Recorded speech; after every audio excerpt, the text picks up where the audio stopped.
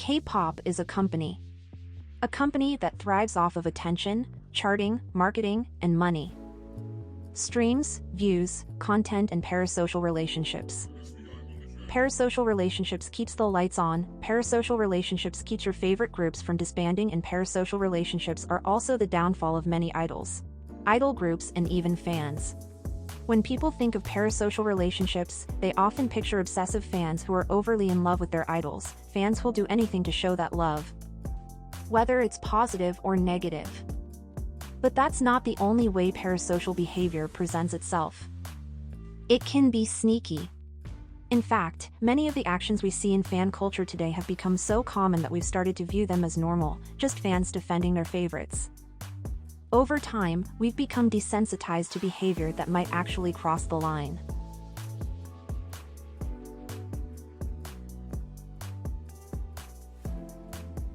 When we think of doxing, specific fandoms often come to mind. Whether it's ARMYs, Blinks, or any other group, the truth is, every fandom is guilty of this. It's bizarre, strange, and frankly disturbing that people are willing to completely expose someone's personal information to thousands of strangers, all over a K-pop group that doesn't even know they exist. I've seen people lose their jobs, get kicked out of school, and even have their family members dragged into the mess, all because of opinions that aren't even inherently bad. Doxing is more than just an overreaction, it's a form of parasocial behavior. When fans feel an intense, one-sided connection with their idols, they can develop a sort of protector mentality. They see any criticism or perceived threat to their idol as a personal attack, and they react as if they're defending a close friend or family member. This is where parasocial relationships become dangerous, blurring the line between support and harassment. There's also this false sense of justice that comes with it. Fans convince themselves that they're doing the right thing, that exposing someone's personal information is a valid way to protect their idols. But in reality, it's just a dangerous extension of a parasocial mindset, one where they feel morally justified in causing real harm to others for the sake of someone who wouldn't even know their name. It's not just about standing an idol or defending them online, it's about losing sight of boundaries and adopting a savior mentality that justifies extreme and often harmful behavior.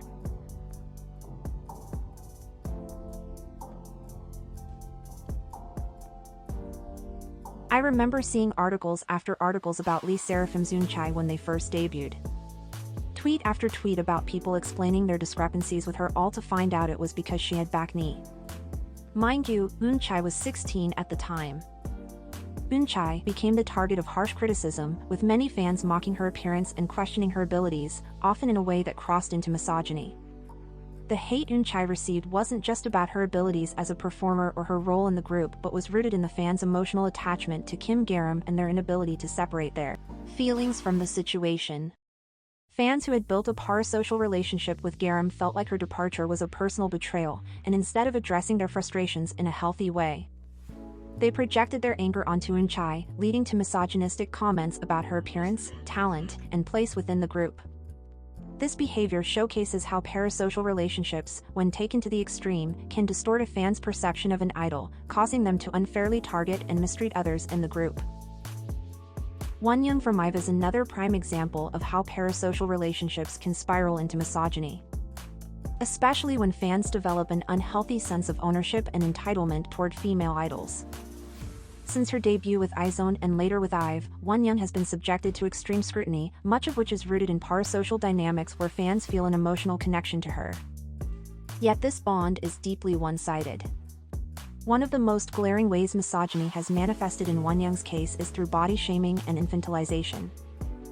Wonyoung has faced a disproportionate amount of criticism about her appearance, often being accused of being too thin or too tall.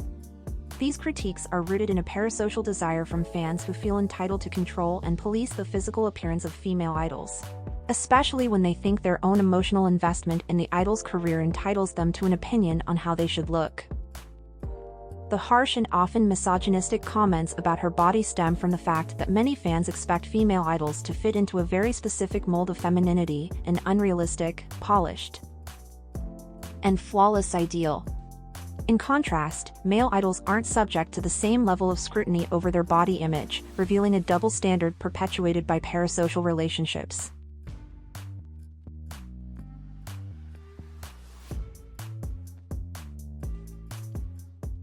Why did I see people defending Chaeyoung from wearing that shirt? Why did I see people defending Giselle when she said a slur? Or when Heesung of ENHYPEN was accused of saying it, and all over Twitter and Weverse, black engines were being silenced and sent terrible and horrific images and threats. People are so ready to set aside their moral compass for people that wouldn't remember their face. At the end of the day, these are random people behind these screens, and just because they're your favorite idol or celebrity, doesn't mean they can't do anything wrong. Hold your idols accountable. These aren't children we are talking about. We continue to see supporters of Taeil who refuse to acknowledge the serious allegations against him, despite the growing evidence surrounding the situation. He wasn't falsely accused, he committed a horrific act that many would think would be beyond justification. Yet, here we are. People often become attached to the image idols choose to present, blurring the line between reality and the personas they create. Do not assume your favorite idols wouldn't, or your favorite idol could never, because they're this, that, and the other. You don't know these people and they don't know you. That's all I have for right now for this video. I had another point, but I'm really tired as I am editing this at 2 AM. Thank you for watching, leave any thoughts in the comments, thank you again. I'll see you soon.